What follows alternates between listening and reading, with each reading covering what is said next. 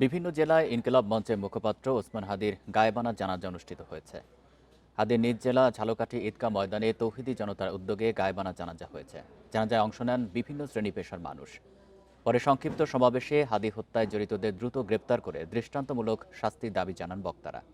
বাদজোহর সিলেটে court point collectorate মসজিদের সামনে জানাজার আয়োজন করে জেলা জুলাই যোদ্ধা সংসদ।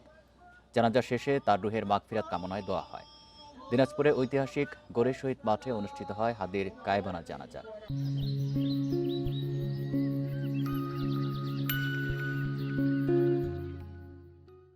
এছাড়া বগুড়া, হবিগঞ্জ, চাঁদপুর, গোপালগঞ্জ, কুষ্টিয়া সহ বিভিন্ন জেলায় হাদির গায়েবানা জানাজা এবং তার রুহের মাগফিরাত কামনায় দোয়া হয়েছে।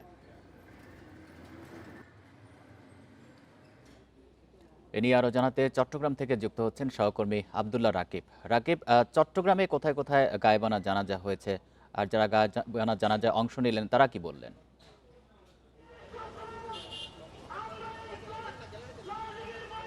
জুলাই বিপ্লবের যে নেতা ছিলেন এবং ইনকিলাব কালচারাল সেন্টারের যিনি আহ্বায়ক ছিলেন, তার যে জানাজা সেটি চট্টগ্রামে বর্তমানে লালদিঘির এই ঐতিহাসিক ময়দানে অনুষ্ঠিত হচ্ছে। সেই জানাজায় ইতিমধ্যে চট্টগ্রামের সর্বস্তরের ছাত্র জনতা, বিভিন্ন পেশার মানুষ, বিভিন্ন বয়সী মানুষেরা যোগ দিয়েছেন এবং যারা আয়োজক, যারা ছাত্র জনতা আছেন, জুলাই আন্দোলনে যারা ভূমিকা রেখেছেন, তারা বক্তব্য রাখছেন ইতিমধ্যে এবং তারা যেটির কথা বলছেন যে ঢাকায়ও যে কথাটি এবং হাদির পরিবারের সদস্যরা বলছেন তার হত্যার বিচার দাবি, সে দাবি একই দাবিতে এখানকার চট্টগ্রামের ছাত্র জনতা তারাও একই দাবি তুলেছেন এবং তারা বলেছেন যে আগামী দিনে হাদি হত্যার বিচার করা না হলে তারা তাদের জান দিতেও প্রস্তুত আছেন এবং সেই ক্ষেত্রে তাদের যে নিরাপত্তা, সেই নিরাপত্তার সংখ্যা তারা উড়িয়ে দিয়েছেন। এবং এই জানাজায় আমরা দেখছি নানা স্তরের মানুষজন যোগ দিয়েছেন এবং এই অপেক্ষায় ছিলেন।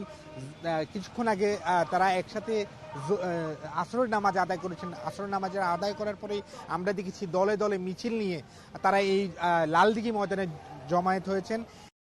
আমরা দেখেছি হাদির যে স্লোগানগুলো ছিল সেই স্লোগানগুলো তারা মুখরিত করেছেন এই মাঠ এবং তারা অনেকে আসলে শোকে বিহ্বল, অনেকে তার স্মৃতিচারণ করছেন, তার সেই সময় নানা কথা বলছেন এবং তারা বলছেন যে বিপ্লবী হাদি, তাকে তারা যাকে হারিয়ে ফেলেছেন তার মতো আসলে এমন কেউকে আবার তারা ফিরে পাবেন কিনা এমন তাদের হতাশাও রয়েছে। তবে তারা বলছেন হাদির যে অনুপ্রেরণা, হাদির যে চিন্তা চেতনা এবং হাদির যে আদর্শ, সে আদর্শকেই তারা আগামী দিনে ধারণ করবেন এবং ন্যায় এবং ইনসাফের যে কথা তারা বলছেন, হাদি যেটি বলছেন ইনসাফের বাংলাদেশ, সেই ইনসাফের বাংলাদেশ তৈরি করার জন্য তারাও জীবন দিতে প্রস্তুত আছেন বলে এখানে জানিয়েছেন যারা তার এই গায়েবানা জানাজায় অংশ নিয়েছেন।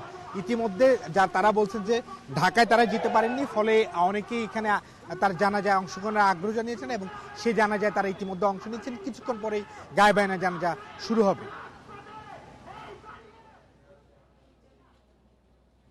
চট্টগ্রাম থেকে জানাচ্ছিলেন সহকর্মী আবদুল্লাহ রাকিব।